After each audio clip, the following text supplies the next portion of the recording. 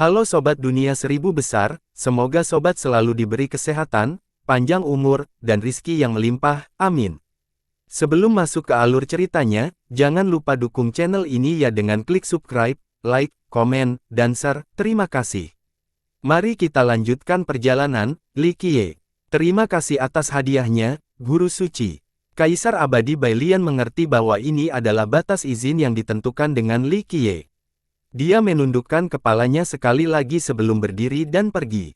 Setelah dia pergi, penguasa Dao Tangan Seribu bersujud dan berkata, "Salam, Guru Suci." Dia berasal dari kuil Dewa Leluhur Auman Singa di 8 Desoles, tata letaknya dengan Li Qiye lebih dalam. "Nenek-nenek moyang selalu mengajarkan kami untuk melayani Anda, Guru Suci," ujarnya, mengacu pada Qi Xiaodi yang juga dikenal sebagai Raja Tertinggi atau Raja Kupu-Kupu Malam. Dia pernah menjadi murid kuil dan diajari oleh Qi Xiaodi. Dia tidak mengecewakan leluhurnya dan akhirnya menjadi penguasa Dao. Kultivasinya bagus. Li Qiye menatapnya dan berkata, "Masih perlu penyempurnaan lebih lanjut. Saya akan berusaha dengan tekun." Jawabnya, "Aku akan melihatnya." Dia melirik ke depan. "Bolehkah kami mengikutimu untuk memperluas wawasan kami, Guru Suci?" tanya Sindragon, tidak ingin melewatkan kesempatan ini. 1000 tangan merasakan hal yang sama. "Ayo pergi." Li Qiye tersenyum. Sindragon kembali ke wujud raksasanya dan membawa kedua orang lainnya maju dengan tergesa-gesa. "Apakah kamu sudah sejauh ini sebelumnya, rekan Daois?" tanya Sindragon. 1000 tangan datang lebih awal dan menyelidiki lebih dalam wilayah ini. Ada air terjun darah di depan, tetapi vitalitas di sana terlalu kuat untuk bertahan. "Aku pergi dan melihat wadah samsara, yang memicu pertempuran dengan Kaisar Abadi Bailian," jawab 1000 tangan. "Aura vitalitas di sana seburuk itu." Sindragon mengulanginya setelah mendengar ini. Tangan 1000 tentu saja lebih kuat darinya namun dia tetap tidak dapat menahannya. "Aku tidak tahu apa itu." Dia menggelengkan kepalanya, "Aku belum pernah melihat aura vitalitas seperti ini, tetapi Demon Conqueror meyakinkanku bahwa itu mungkin ada dalam konfigurasi High Heaven Aegis. Suatu peristiwa yang terjadi selama landasan tempat itu, yang berakhir dengan air terjun darah ini dan terciptanya alam petir. Saya mendengar sesuatu yang serupa." Sindragon berkata, "Strategi itu sudah lama diramu, menggunakan Bian Bisword sebagai fondasi bersama dengan Nirvana Primal Tree. Kemudian 4 garis keturunan menggabungkan permaisuri dengan yang lainnya, meluas ke seluruh wilayah perlindungan. Hubungan ini memungkinkan mereka memenangkan perang. Masalahnya terletak pada garis keturunan." Tousan Hen berkata, "Saya tidak tahu detail pastinya, siapa yang tahu kalau ada yang berhasil mencapai High Heaven Aegis baru-baru ini. Saya penasaran apa yang terjadi di sana." "Benar, orang-orang bahkan tidak tahu di mana itu." Sindragon tersenyum kecut. "Rumor mengatakan bahwa tanpa High Heaven Aegis, Imperial Field akan hancur berkeping-keping. Koneksi yang dibangun oleh area khusus ini memungkinkan permaisuri dan yang lainnya untuk bersaing melawan kegelapan. Jika tidak, hal itu dapat menyebabkan kehancuran benua abadi. Dengan demikian, semua orang tahu bahwa High Heaven Aegis mungkin sama kuatnya dengan Immortal Dao City. Yang satu diciptakan oleh usaha para mengirimkan yang hebat sementara yang lainnya adalah harta surgawi. Guru Suci, apa pendapatmu tentang ini?" 1000 tangan bertanya pada Li Qiye. "Atavisme garis keturunan yang tidak dapat dikendalikan." Li Qiye berkata, "Letusan berarti menyeret High Heaven Aegis bersamanya bersama semua anggotanya. Garis keturunan yang konyol, seharusnya tidak ada di dunia ini." Sindragon mengingat, cacing darah di tubuhnya. "Benar, aku belum pernah melihat yang seperti ini sebelumnya."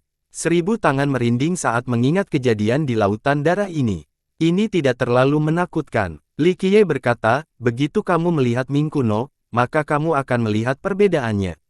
Kami pernah mendengar tentang mereka sebelumnya, mereka dibasmi olehmu, Guru Suci," kata Sindragon. Li Qiye mendengus dan tidak berkata apa-apa lagi. "Kita sudah sampai, di sanalah letaknya." 1000 tangan menunjuk ke depan. Di hadapan mereka ada air terjun darah yang turun ke lautan darah. Anehnya, tidak ada sedikit pun suara meskipun skalanya besar, hanya keheningan yang mencekam. Orang bisa melihat ke atas dan tidak pernah melihat sumber air terjun itu. Air terjun itu sepertinya berasal dari surga yang tinggi. Jadi, benturan itu seharusnya menimbulkan percikan yang menggelegar. Sayangnya, tidak ada yang terdengar. Faktanya, air terjun itu tidak tampak mengalir meskipun memang mengalir. Air terjun itu tampak membeku dan berubah menjadi dinding darah beku. Sifat sebenarnya dari air terjun darah yang diam dan tidak bergerak ini tidak dapat dipahami. Tampaknya tak berujung, kemungkinan besar merupakan sumber dari seluruh lautan dan alam petir. Ia juga memancarkan kabut darah aneh, hampir tak terlihat oleh mata telanjang. Namun, setelah pengamatan yang cermat, orang akan melihat sel-sel darah mengambang di antara kabut, selalu siap untuk berkembang biak atau menguras kehidupan orang-orang yang disentuh olehnya. Sindragon menyadari kabut itu dan mengaktifkan penghalang naga. Aura itu melindunginya dari segala sisi, tapi itu tidak cukup. Zas! Sayapnya mulai membusuk dan penyebarannya terus berlanjut. Aktifkan. Dia memanggil ke-12 buah dao, ingin menggunakan energi sejati kekacauan untuk mengeluarkan kekuatan yang membusuk. Kekuatannya yang luar biasa tidak dapat menghentikan kekuatan ini. Bagian tubuhnya yang lain mulai membusuk dan membuatnya kecewa. Pergilah. Li Qiye mengetuk dan mengalirkan cahaya ke dalam tubuh Sindragon, menghilangkan aura dari dagingnya yang terluka. Berdengung, dia memancarkan cahaya purba untuk menciptakan penghalang yang cukup besar untuk seluruh naga. Kekuatan primordial ini menerjemahkan sel-sel dalam kabut, membakarnya menjadi abu. Tidak tampak seperti racun, racunnya sangat kuat. Sindragon menjadi takut. Dia tidak berani datang ke sini tanpa Li Qiye karena mungkin ada hal-hal yang lebih berbahaya yang akan terjadi di depan. Sebut saja itu kutukan pada garis keturunan. Kata Li Qiye. Kutukan. Oleh siapa? Tanya 1000 tangan. Surga yang jahat. Kata Li Qiye. Keduanya segera mengerti mengapa mereka tidak dapat menetralkan aura pembusukan yang berasal dari vitalitas air terjun. Ini menyerupai surga surgawi, sesuatu yang berada di luar kemampuan mereka untuk menghentikannya. Banyak jenius dan kaisar agung yang dilanda malapetaka. Terlebih lagi, kaisar 12 wasiat juga telah gugur di zaman sebelumnya. Bagi mereka, penguasa Dao jarang harus menanggung penderitaan. Oleh karena itu, mereka bahkan lebih rentan dibandingkan dengan kaisar dan raja yang berpengalaman. Mereka yang berhasil bertahan hidup hingga saat ini telah menghadapi banyak kesengsaraan selama zaman mereka. Tapi kenapa ada kutukan? Tanya tangan 1000. Karena menentangnya. Li Qiye melirik ke atas. Keduanya memahami bahwa bertentangan dengan surga. Oleh karena itu, para kaisar dan raja di masa lalu harus menghadapi hukuman dari surga. Surga lama mengabaikan dunia untuk sebagian besar, tetapi beberapa hal ekstrim tidak diperbolehkan. Misalnya, keturunan yang jahat ini harus dikutuk, terutama saat mencapai atavisme. Li Qiye menjelaskan lebih lanjut. Apa yang sebenarnya mereka lakukan? Gumam, Sindragon. Pembantaian yang dilakukan oleh para pembudidaya papan atas cukup sering terjadi. Namun, malapetaka tidak terjadi pada saat itu. Sindragon penasaran dengan peristiwa masa lalu yang menyebabkan murka surga. Menurutmu mengapa para kegelapan bersembunyi? Tanya Li Qiye. Saya yakin itu karena mereka membuat artefak paragon, yang akan membangkitkan murka surgawi, kata Sindragon. Tidak harus. Beberapa ahli hanya akan menghadapi malapetaka seperti kaisar yang menyimpannya, tetapi beberapa akan menghadapi serangan gencar tanpa henti. Kata Li Qiye, mereka menghancurkan dunia kan? Pengadilan surgawi dulu punya senjata seperti itu. Kata 1000 tangan, tulang sejati. Li Qiye berkata, senjata itu sendiri bukanlah akomodasi, melainkan proses pembuatannya. Mereka menyempurnakan seluruh zaman untuk True Bones. Sindragon menganggap ini mengerikan. Tangan duo itu berlumuran darah, terutama Sindragon yang bahkan pernah memakan orang sebelumnya. Namun, membawanya ke tingkat yang terburuk. Li Qiye tersenyum dan tidak berkata apa-apa lagi. Dia melirik ke puncak air terjun dan berkata, datanglah ke sumbernya. Sindragon tidak takut setelah dilindungi oleh penghalang primordial Li Qiye. Dia meraung dan melompat ke udara. Ketinggian air terjun itu tak terbayangkan, seolah-olah berasal dari surga. Nenek moyang kuno biasa tidak mungkin bisa terbang tinggi tanpa batas. Di sisi lain, seorang Dao Lord papan atas seperti Sindragon melesat dengan kecepatan dan stamina yang luar biasa. Begitu mereka mencapai puncak air terjun, keduanya terkejut oleh pemandangan aneh itu. Tidak ada sumber, darah mengalir turun dari udara tipis. Mereka bisa mengelilingi tempat ini dan tidak akan bisa menemukan sesuatu yang berbeda. Aneh sekali. Gumam Sindragon, itu pasti terhubung ke High Heaven Aegis. Komentar 1000 tangan, tidak, hanya dimensi luapan. Li Qiye menguraikan dan memfokuskan kekuatannya pada sumber yang tidak diketahui. Berderit, dia menggenggam erat dan membuka paksa sumber suara itu. Duo itu merasa seolah-olah dia akan merobek langit. Tangannya memiliki kekuatan yang cukup untuk membentuk dunia bahkan jika itu dalam keadaan purba. Mereka tahu bahwa ini berada di luar jangkauan mereka saat ini. Berderit, begitu dia memisahkan langit dan bumi, sumber air terjun yang sebenarnya muncul, langit berbintang yang begitu dekat namun begitu jauh. Duo ini mengira mereka akan mampu mengangkat tangan dan menyentuhnya, tetapi sekali lagi, benda itu membentang tak terbatas dan menyatu dengan kosmos yang luas. Mereka mungkin tidak akan mampu melintasi ruang waktu yang begitu luas. Lubang baru yang dibuka oleh Li Qiye menyerupai mulut besar yang berisi darah. Di tengahnya terdapat entitas aneh yang tidak dapat dijelaskan dengan kata-kata. Benda itu agak menyerupai patung dengan banyak massa yang membesar dengan cepat. Rupanya benda itu ingin dipecah menjadi banyak bentuk jahat. Makhluk itu memiliki 4 wajah yang besar dan jelas. Wajah-wajah itu pucat pasi, tampak seperti topeng atau ukiran batu kapur. Yang menambah kengerian adalah mulut mereka yang terbuka lebar dengan darah yang mengalir keluar, mengalir deras ke dalam darah entitas yang tidak diketahui itu dan menyebabkannya membesar. Selain itu, darah tambahan mengalir turun dan membentuk air terjun darah yang terlihat di alam petir. Patung aneh itu sepertinya mampu tumbuh tanpa batas. Massa yang terus bertambah itu dapat pecah kapan saja, membuat penonton ketakutan. Mengalir dari keempat wajah dengan cara yang memuakkan, seolah-olah mengandung makhluk jahat di dalamnya. Jika mereka keluar, mereka akan bertindak seperti parasit dan akhirnya menguasai inangnya. Untungnya, seorang pembudidaya yang agung berdiri di atas patung itu, dan menekan pertumbuhannya sampai batas tertentu. Berpakaian sederhana tidak dapat menyembunyikan kebangsawanannya. Ia menyerupai bangsawan tertua dan terhebat sejak zaman dahulu kala. Kebangsaan ini tidak berasal dari akumulasi dari masa ke masa. Ia sudah menjadi yang tertinggi di zaman kuno itu. Jalan agung itu terbentang di hadapannya. Tempat di mana dia berdiri menjadi pusat langit dan bumi, yang mengerahkan kekuatan tak terbatas. Menatap wajahnya sama saja dengan membuka mata.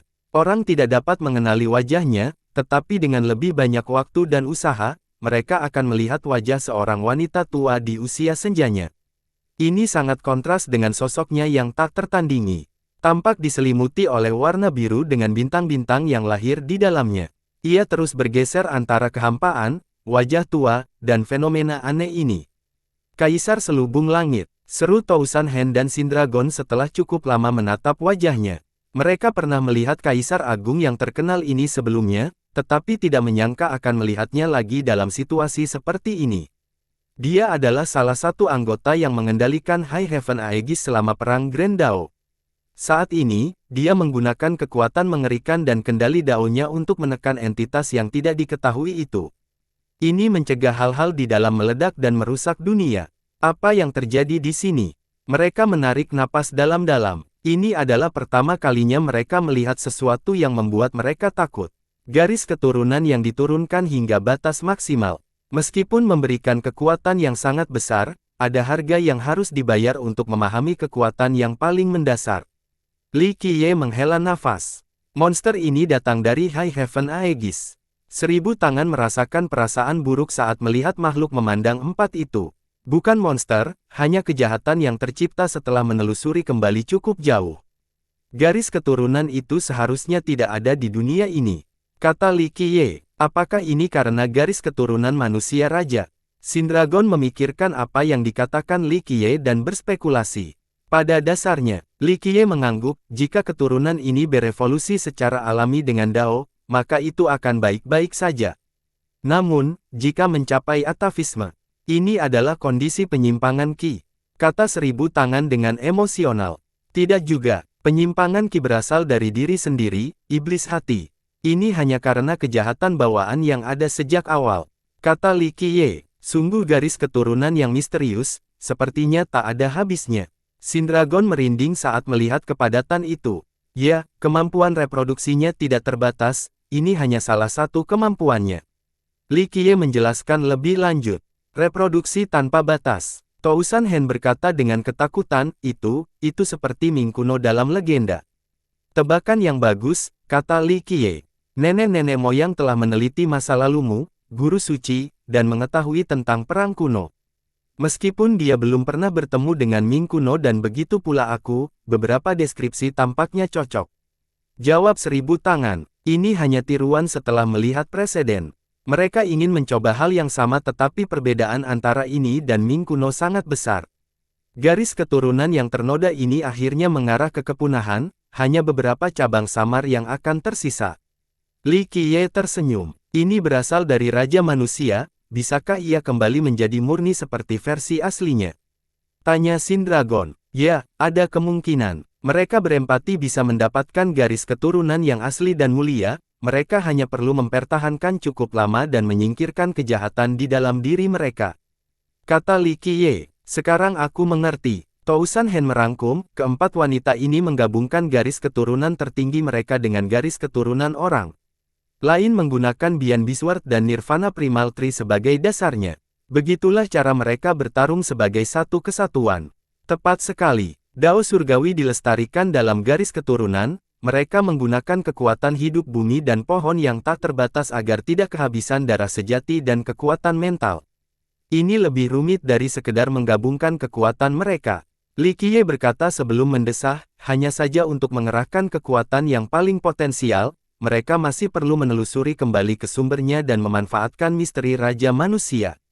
Mereka tidak punya pilihan lain, ini adalah satu-satunya cara untuk menghubungkan garis keturunan dengan cukup baik agar kelompok permaisuri memiliki cukup kekuatan hidup untuk bertarung. Dengan itu, dia menatap monster itu dan berkata, mereka tidak akan bisa bertahan cukup lama sampai selesai. Kejahatan tidak dimurnikan dan mengambil kesempatan untuk mengambil alih, maka dari itu keadaan mereka saat ini. Untunglah Kaisar Langit melindungi mereka. Gumam 1000 tangan. Guru suci, bisakah kau menyelamatkan mereka? Sindragon tak kuasa menahan diri untuk bertanya. Aku harus melakukannya. Li Qiye berkata, jika tidak, hanya masalah waktu sebelum kejahatan di dalam akan keluar dan menghancurkan dunia. Hanya kondisi mereka yang tersegel saja sudah cukup untuk menakuti para penguasa Dao, belum lagi jumlah mereka yang tak terbatas. Bagaimana dunia akan menghadapi mereka? Apa yang efektif melawan makhluk-makhluk jahat ini? Sama seperti Ming kuno, kudengar mereka menghancurkan 13 benua dan 9 dunia. 1000 tangan berkomentar. Ya dari itu, Li Qiye menggelengkan kepalanya, Ming kuno adalah eksistensi yang sama sekali baru. Hal-hal ini masih dalam keadaan spiritual. Ming kuno digunakan sebagai cetak biru. Tousan Hen dan Sindragon menyadari bahwa di masa lalu, seseorang telah meneliti penciptaan ras yang mengerikan ini. Mereka mengandalkan garis keturunan manusia raja, ingin melahirkan eksistensi baru. Sayangnya, proses ini tidak berhasil dan dikutuk oleh surga. Bentuk kehidupan seperti itu tidak memiliki peluang untuk bertahan lama. Garis keturunannya menghilang dari sungai waktu, hanya versi encer yang tersisa. Meskipun demikian, jika keturunannya entah bagaimana dapat mencapai atavisme, versi murni dari garis keturunan manusia raja dapat muncul kembali. Masalahnya adalah ketika menelusuri asal-muasalnya, kejahatan bawaan dalam garis keturunan ini akan muncul lagi. Kejahatan itu menjadi semakin aneh dan jahat karena kutukan surga. Garis keturunan ini pasti berasal dari 13 benua, tidak akan muncul di 9 dunia, kan? Tanya Sindragon. Ming kuno juga tidak diciptakan di 9 dunia, kata Li Qiye. Hal ini membuat Sindragon bertanya-tanya bagaimana Ming kuno berhasil memasuki dunia 9. Mungkin tidak ada yang punya jawaban untuk misteri ini. Guru suci, apa yang harus kita lakukan? Tanya 1000 tangan. Li Qiye menatap monster itu dan berkata, kita tiba tepat pada waktunya. Setelah mengatakan itu, dia melangkah satu langkah ke arah yang tidak berujung. Monster itu mungkin tampak seolah-olah berada di depan mereka, tetapi kenyataannya, monster itu masih sangat jauh. Lubang yang dibuat Li Qiye sebelumnya masih tertutup oleh dinding kristal, yang tidak dapat dihancurkan oleh kaisar dan penguasa Dao. Namun, dinding itu langsung runtuh sebelum dia melangkah, sehingga dia bisa masuk. Hamparan ini membentang tak terbatas, membutuhkan waktu perjalanan yang panjang. Namun, Li Qiye hanya melangkah melewati dimensi dan penghalang untuk mencapai tujuan. Monster itu merasakan kedatangannya dan meraung sebagai respon, mengaktifkan kekuatan garis keturunannya. Gelombang titanik menyapu bintang-bintang, menghancurkan satu demi satu. Ledakan. Seperempat mulut itu menghasilkan lebih banyak darah, suatu pemandangan yang menyerupai bendungan yang jebol akibat banjir. Hal ini memperkuat kerangka raksasa monster itu, menyebabkannya tumbuh lebih besar. Stagnasi yang disebabkan oleh Kaisar Skyshroud berhenti dan makhluk itu pun terbangun. Dia tidak dapat lagi menghentikan pertumbuhannya meskipun telah mengerahkan seluruh kekuatan daunnya. Pergi, perintah Li Qiye. Dia tidak berpikir dua kali dan segera mundur dari monster itu. Ledakan. Setelah tiba-tiba hilang, tubuhnya tumbuh seukuran planet kecil dalam waktu singkat. Benda-benda menggeliat dan bergerak di dalam, menyebabkan terbentuknya kantung-kantung di permukaan. Kantung-kantung itu mulai pecah seperti telur ayam dengan cara yang mengerikan. Benda-benda mulai mengintip dari celah-celah, menyerupai tentakel kecil atau benang hitam. Karena banyaknya kantung pada monster itu, apakah ini berarti ada banyak makhluk jahat di dalamnya? Sindragon dan Tousan Hen merinding dan merasa mual melihat pemandangan ini meskipun mereka memiliki pengalaman yang kaya. Monster itu merasakan bahaya karena Li Qiye. Sinar merah menyilaukan melesat ke segala arah, mampu menembus seluruh dunia. Mereka menghalangi siapapun untuk mendekat namun sayangnya, mereka bertemu dengan Li Qiye. Dia mengangkat tangannya dan memanggil cahaya dari sumber Dao Purba. Dia membentuknya menjadi bentuk tombak dewa dengan kekuatan yang cukup untuk memulai zaman baru. Monster itu merasakan hal ini dan mengarahkan sinarnya ke arah Li Qiye, mengambil inisiatif.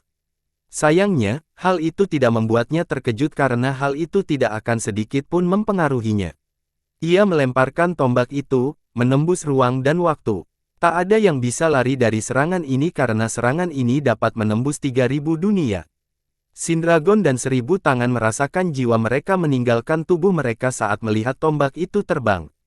Meskipun mereka bukan sasaran, mereka seolah-olah merasa telah terjepit di tanah, namun tidak mampu melawan.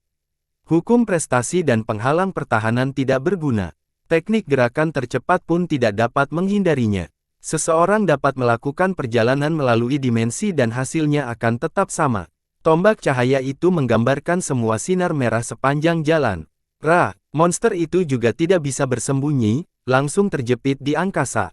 Tubuhnya yang besar dibiarkan tergantung di kekecewakan dan membuat para pengamat terkagum-kagum.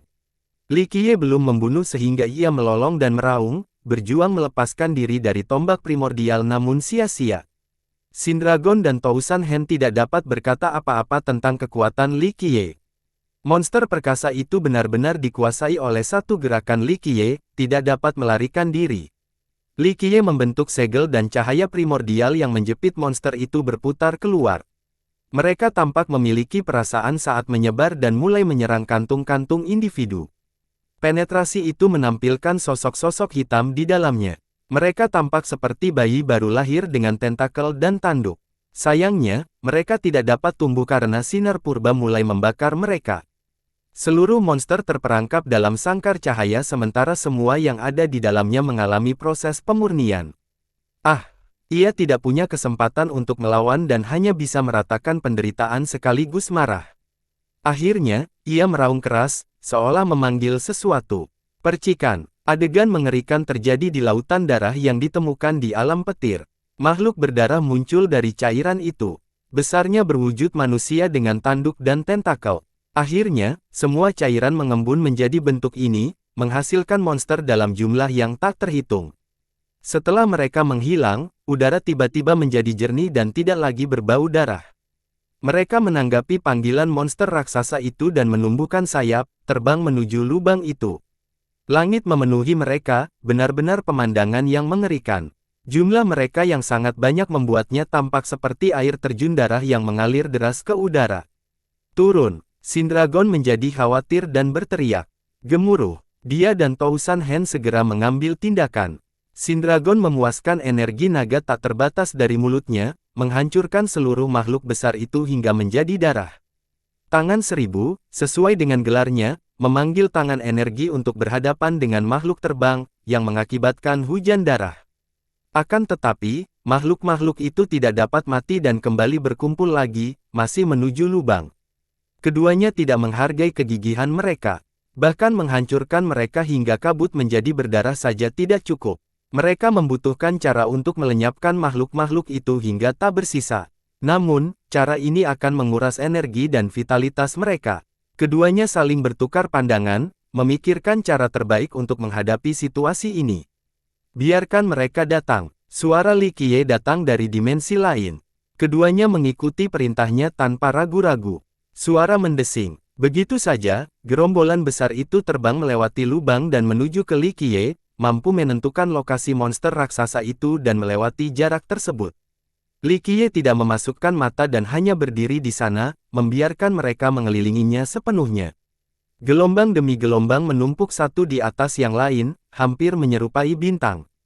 Tiba-tiba, suara mendesis terdengar saat mereka mulai mencair menjadi darah. Sindragon dan Tousan Hen saling bertukar pandang, merasa mual dengan pemandangan itu. Tentu saja, mereka sama sekali tidak khawatir pada Li Qiye. Ledakan, bintang darah yang mengelilingi Li Qiye meletus dan sinar primordial melonjak keluar, menghancurkan makhluk darah menjadi abu. Setelah menyapu seluruh area, mereka bersatu dan langsung menyerang monster raksasa yang melemahkan itu. Zeus, tidak ada satupun entitas jahat yang terlihat di kantung-kantung yang hancur itu sekarang. Ah! Monster itu berteriak tetapi masih terjepit oleh sinar primordial pertama, tidak dapat melepaskan diri. Ledakan, cahaya primordial membuat suatu benda itu dan proses penyelesaian pun terjadi. Akhirnya, monster itu hancur, meninggalkan 4 sosok yang masih terjebak oleh cahaya di satu tempat. Sindragon dan Tousan Hen memfokuskan pandangan mereka dan dapat melihat sosok keempat yang membelakangi satu sama lain, tampak bersatu. Mereka adalah wanita cantik yang tak tertandingi jika dilihat dari bentuk tubuh mereka. Namun, wajah mereka tersembunyi di balik topeng yang khas. Jubah brokat longgar mereka tidak dapat menyembunyikan bentuk tubuh mereka yang tinggi dan menggairahkan, puncak dan lembah yang berkerut halus. Monster mengerikan itu tidak ditemukan, digantikan oleh wanita keempat itu setelah cahaya primordial Li Qiye menghilang. Apakah mereka berempati ibu-ibu dalam legenda? 1000 tangan tidak dapat menahan diri untuk bertanya. Leluhurnya telah menceritakan banyak misteri tentang 9 dunia. Setelah tiba di benua abadi, dia mendengar rumor mengenai medan kekaisaran dan perang Grendao. Keempat wanita itu tampak seperti sedang berhibernasi atau bermeditasi. Ketika Li Qiye melepaskan lampu yang mengikatnya, mereka berkedip-kedip seperti nyala lilin yang hampir padam. Berdengung. Setelah bunyi terakhir, mereka berubah menjadi 4 kilatan samar, menghilang ke langit. Pergilah. Li Qiye tidak mengejar dan malah menyuruh Kaisar Kain Kafan Langit untuk pergi. Ledakan. Mereka tidak punya waktu untuk tiba-tiba dan melompat ke udara, menghilang dari pandangan. Tangan 1000 dan Sindragon menghela napas lega. Mereka melihat ke bawah dan lautan darah serta awan hitam sudah tidak ada lagi, digantikan oleh langit biru dan udara yang indah. Mereka sekarang dapat melihat Pulau Tousan Emperor dengan jelas dari kejauhan. Sedangkan Li Qiye, dia tetap fokus pada wilayah yang lebih dalam di bidang itu. Dia menoleh ke belakang dan bertunangan, kalian berdua boleh kembali, aku akan berangkat ke medan perang kuno. Keduanya menyadari bahwa inilah saatnya untuk berpisah. Mereka berbaring di sana dan berkata, selamat tinggal, Guru Suci. Li Qiye melangkah maju dan melintasi ruang angkasa. Ledakan. Lubang yang dia buat tertutup, dan tidak ada jejak yang tersisa. Kembali ke 1000 kaisar kalau begitu.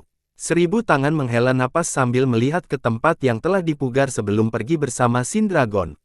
Medan perang yang dimaksud adalah medan perang Grendao yang ukurannya sangat besar dan terbagi menjadi wilayah dalam dan wilayah luar.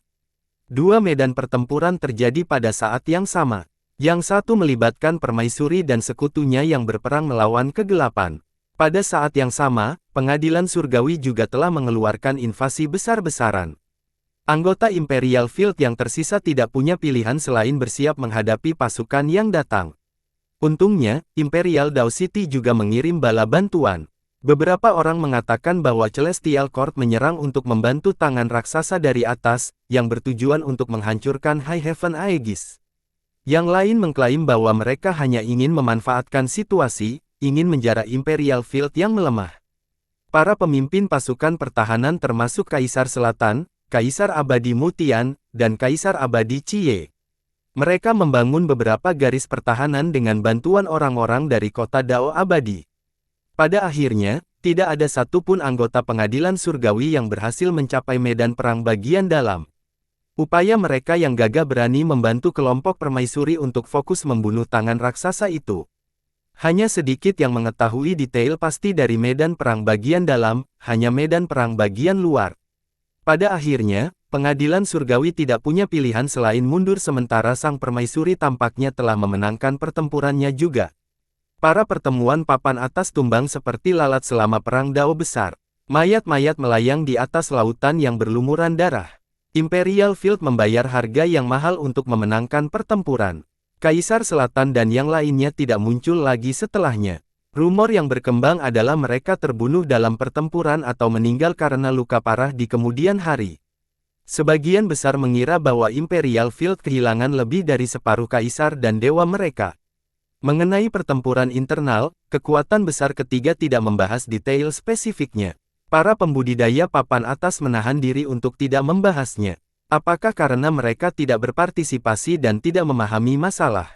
Bisa jadi juga konflik batinnya terlalu brutal dan mereka tidak bersedia menyebutkan detailnya. Bagaimanapun, sebagian besar peserta utama perang Dao besar menghilang tanpa jejak.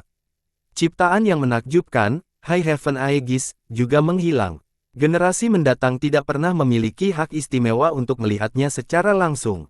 Mereka hanya mengetahui namanya dan betapa pentingnya tempat itu bagi upaya perang. Kami memiliki jadwal operasi Caesar besok untuk putri kami tanggal 2 September tahun 24. Persalinan mungkin tertunda, tetapi saya akan menggantinya. Medan perang bagian dalam tidak memiliki apapun yang tersisa. Ruang dan waktu hancur bersama bintang-bintang. Satu area memiliki aliran hukum yang kacau sementara area lainnya hancur lebur. Area lainnya memiliki banyak Grand Dao yang mengamuk.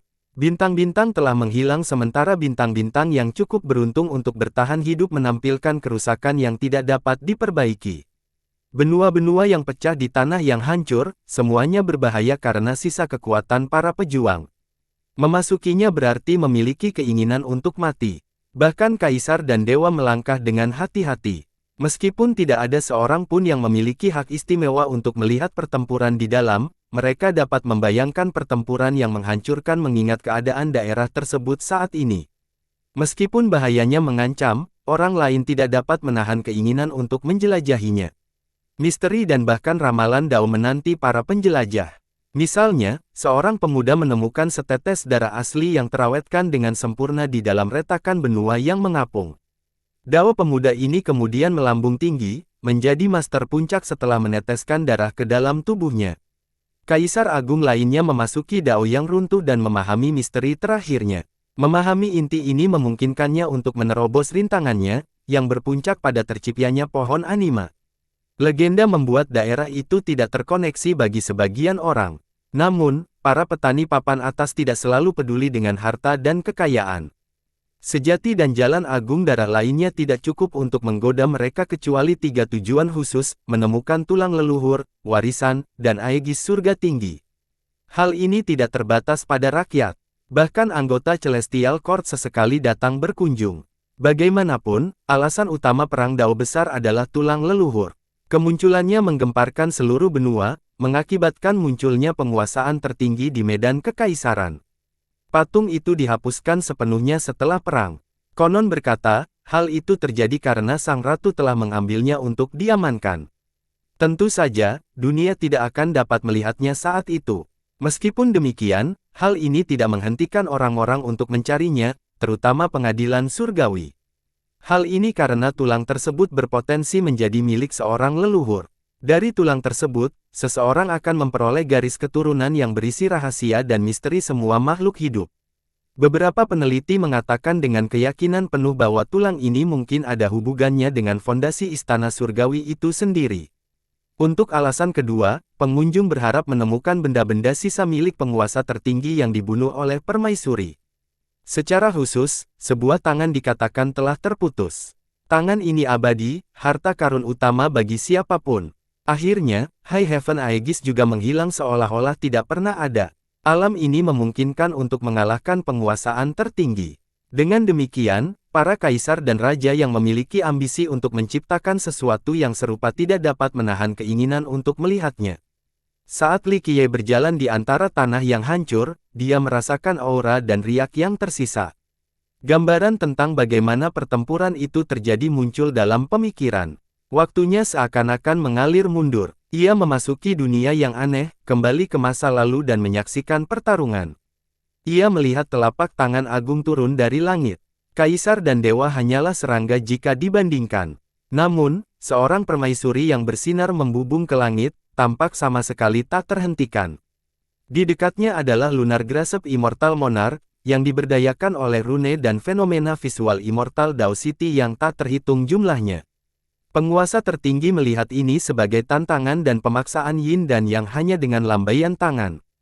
Garis keturunan yang mengerikan ditambah dengan bawaan jiwa memanggil zaman kuno untuk digunakannya.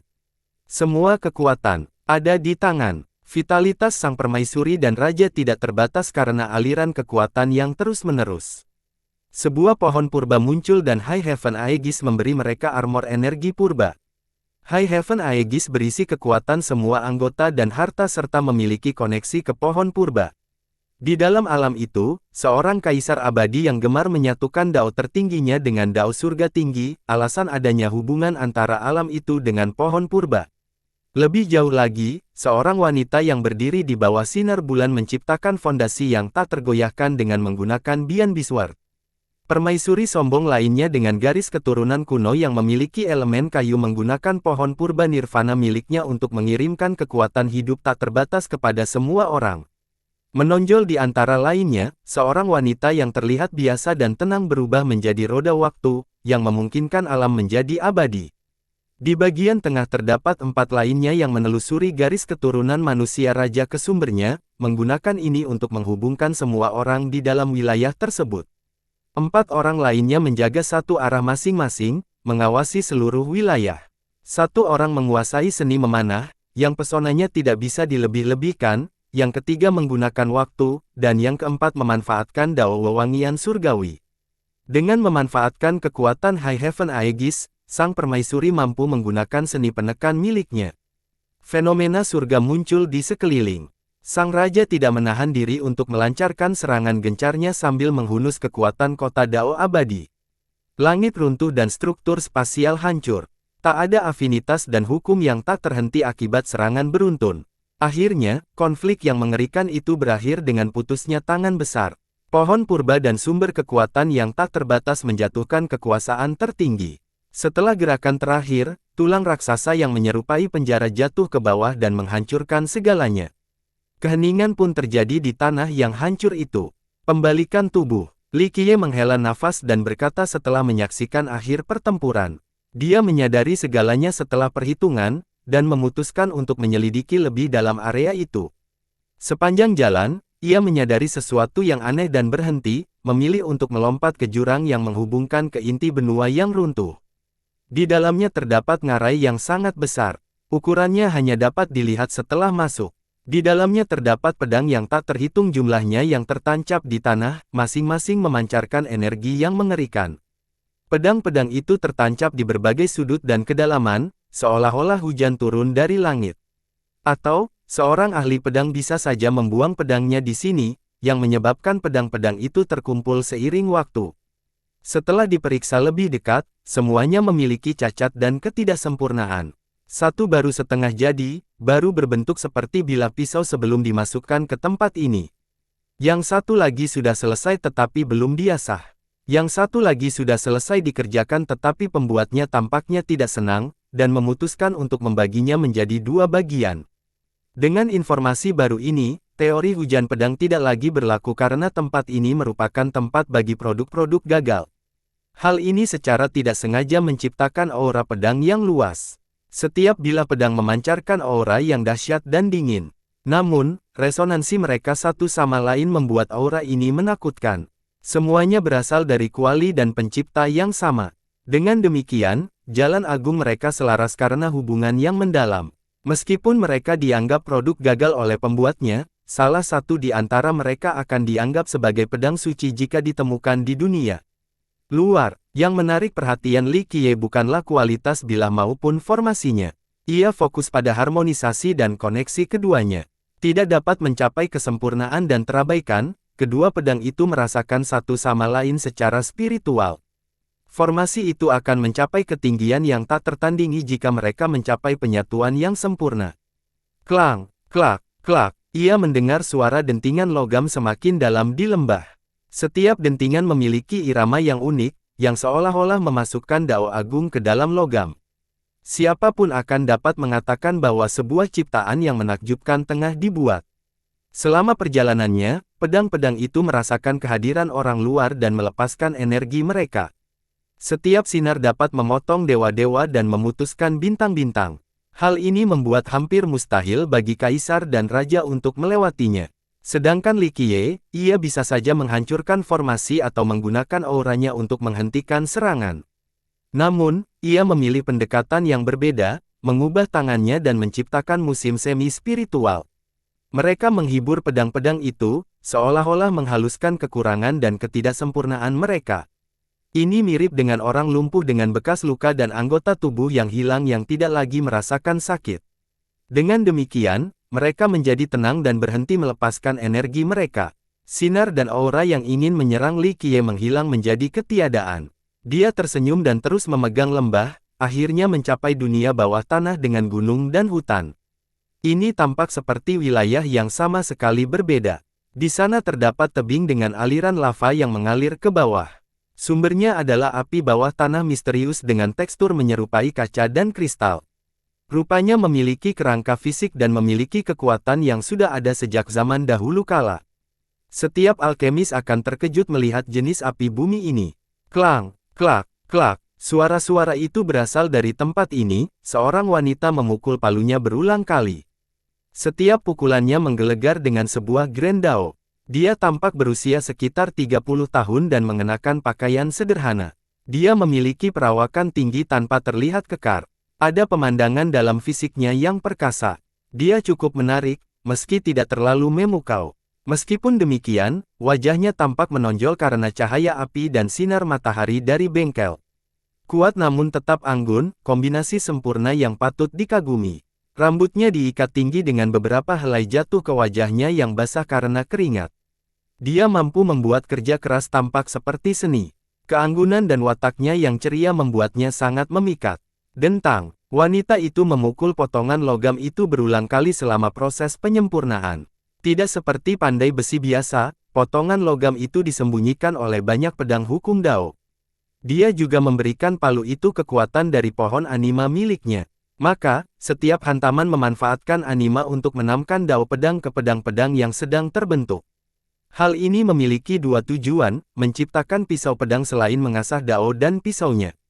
Dia melakukannya tanpa lelah, benar-benar tenggelam dalam prosesnya. Li Qiye duduk dan tidak mengganggu latihan Dao ritmisnya. Dia tidak mempedulikannya dan terus berlatih, menyatu dengan Dao pedang dan animanya dalam kondisi zen.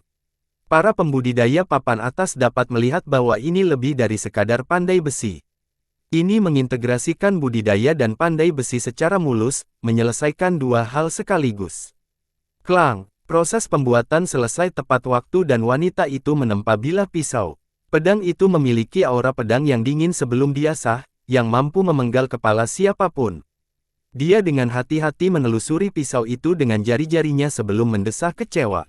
Ini tidak mencapai tingkat yang diinginkannya. Tidak cukup, dia melemparkan pedang itu. Pedang itu berubah menjadi sinar dan terbang ke lembah sebelumnya. Dia kemudian berbalik untuk melihat tamu itu.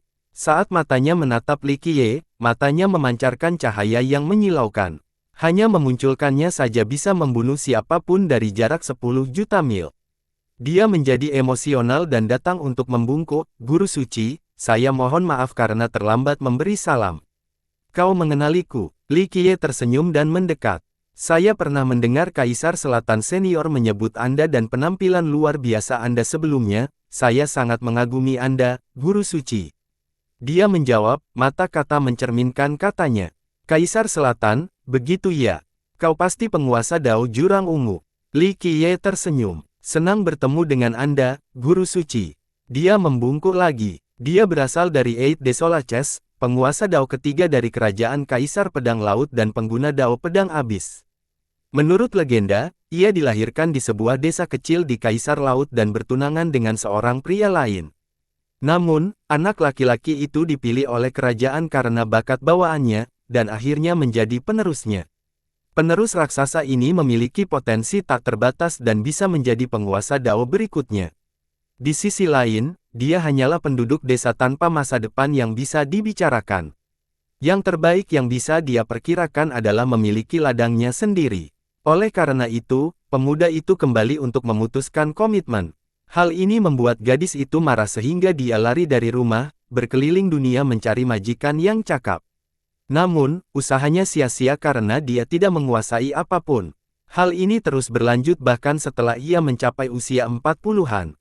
Sayang, dia tidak menyerah dan tanpa lelah mencari bimbingan Tao, bahkan sampai menjelajahi dunia berbahaya.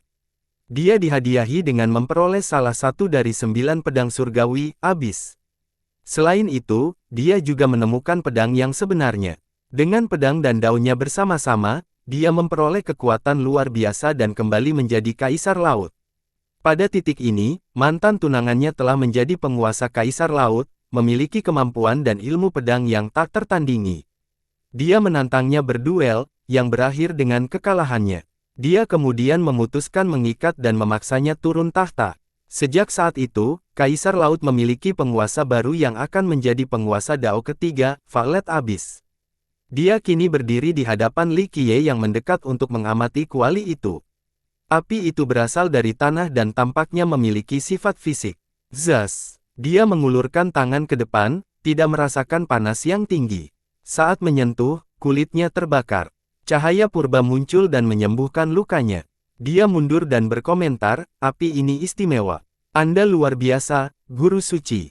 Berapa banyak yang bisa menahan api ini?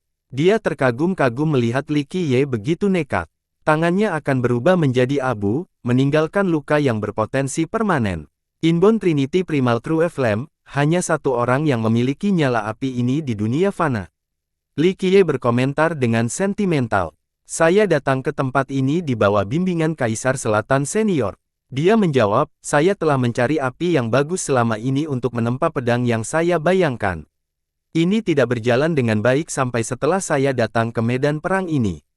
Senior menyebutkan api sejati jatuh di tempat ini dan saya cukup berlokasi di sini, jadi saya menetap di sini. Itu yang terbaik yang pernah saya lihat. Tentu saja, ini satu-satunya. Li Qiye tersenyum dan kecewa. Sayangnya, aku masih belum bisa membuat senjataku dengan benda itu. Dia mendesah dan meratap. Kau terinspirasi oleh lelaki tua di zona pemakaman pedang, yang ingin menempa pedang. Untuk menyatu dengan daomu, kata Li Qiye. Saya terkejut Anda tahu ini, Guru Suci. Dia tidak bisa menahan diri agar tidak gemetar. Sekilas, jelas terlihat bahwa kamu hanya memahami permukaannya saja. Kata Li Qiye, wawasanmu sangat sempurna, Guru Suci. Ia menarik napas dalam-dalam dan membungkuk hormat, sebenarnya aku melihat penglihatan saat hampir mati. Penglihatan itu menuntunku ke dua bagian Abyss. Menurut legenda, penguasa Dao tidak dapat memahami Dao meskipun telah berusaha sekuat tenaga dan melakukan upaya terakhir untuk memasuki zona pemakaman pedang. Dunia tidak tahu bahwa dia tidak hanya memperoleh artefak ini, tetapi dia juga melihat pelatihan abadi dengan pedang. Kenangan ini tetap terukir dalam ingatannya. Oleh karena itu, dia ingin membuat pedangnya sendiri, dan melakukan perjalanan melintasi benua abadi untuk menemukan api yang tepat. Pedang surgawi memiliki batas, kata Li Qiye. Dia merasa sedikit malu dan mengangguk, ya, Guru Suci, tapi itu masih bukan milikku. Aku ingin bisa membuat pedang-pedang setingkat ini suatu saat nanti. Dia tidak perlu menempa pedang sama sekali karena dia sudah memiliki Abyss. Ini adalah batas dunia fana, melampaui pedang kekuasaan dan pedang dewa. Akan tetapi, ini tetap bukan sepeda. Banyak orang lain yang telah memperoleh pedang surgawi merasakan hal yang sama dan tidak serta-merta menyimpannya. Membuat pedang sesuai dengan yang kamu bayangkan. Li Qiye menatap sebelum berkomentar, sulit. Pedang adalah Dao dan Dao adalah pedang, tetapi jika berbicara murni dalam konteks pedang, saya masih kurang. Dia tidak bisa menahan senyum kecut. Itu tergantung pada penguasaanmu, kata Li Qiye. Dia tampak gelisah karena proses penyempurnaan telah berlangsung selama bertahun-tahun. Semua menjadikannya pedang tidak puas. Saya memperoleh beberapa wawasan dari pedang surgawi. Dia berkata, itu adalah jalan Dao. Apa yang kamu pikirkan dan apa yang kamu lakukan adalah dua hal yang berbeda. Membuat pedang surgawi dan tujuanmu tidaklah sama. Dia menggelengkan kepalanya. Dia berhenti sejenak sebelum menyimpulkan, apa yang ada di pikiranmu berasal dari zona pemakaman pedang, bukan pedang surgawi. Dia sudah lama memiliki abis, mampu menggunakannya seperti bagian dari tubuhnya. Namun, dia merasa kehilangan arah saat mencoba membuat pedang surgawi lainnya. Proses penciptaan tampaknya merupakan dao yang lebih besar, tidak berasal dari pedang atau dao pedang. Saya terinspirasi oleh pedang surgawi dan menggunakan anima saya untuk menempa pedang lain, tetapi hasilnya berhenti di pedang dao tanpa ada dengan dao yang tak terhitung banyaknya. Dia menjelaskan lebih lanjut, berfokus pada pedang saja tidak apa-apa karena saat Anda mencapai puncak, itu akan meningkatkan dao Anda juga. Namun jika Anda ingin berdiri di atas sistem dao, pemukulan Anda saat ini tidak cukup. Katanya, benar sekali, Guru Suci. Dia mengerti. Sebelumnya, ia tidak tahu apakah ia akan mampu membuat pedang yang diinginkannya setelah begitu banyak kegagalan. Pedang ini akan membantuku mencapai puncak. Ketajaman dan kedalamannya tidak penting, yang penting adalah proses penempaan itu sendiri dan dao yang dicapai. Lanjutnya, mengasah dao dan seni secara bersamaan untuk mencapai kesempurnaan bukanlah tugas yang mudah. Li Qiye tersenyum, biasanya, penempaan fokus pada bilah musik itu sendiri, tetapi jika Anda menggunakan penempaan untuk menyempurnakan dao, ceritanya berbeda. Anda harus melepaskan diri dari jalur Anda saat ini untuk menjelajahi sesuatu yang baru. Saya mengerti. Saat itu saya hanya melihat sekilas pemenang, tidak ada yang konkret, lalu saya fokus pada pedang surgawi setelahnya.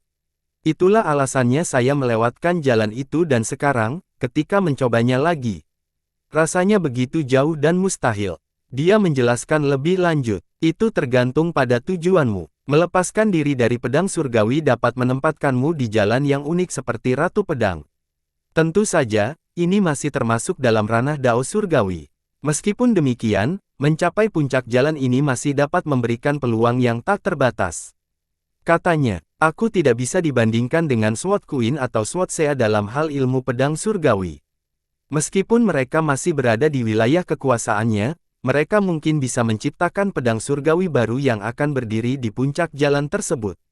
Dia menggelengkan kepalanya. Ratu Pedang dan penguasa Dao Laut Pedang juga memperoleh supremasi karena Dao Pedang surgawi.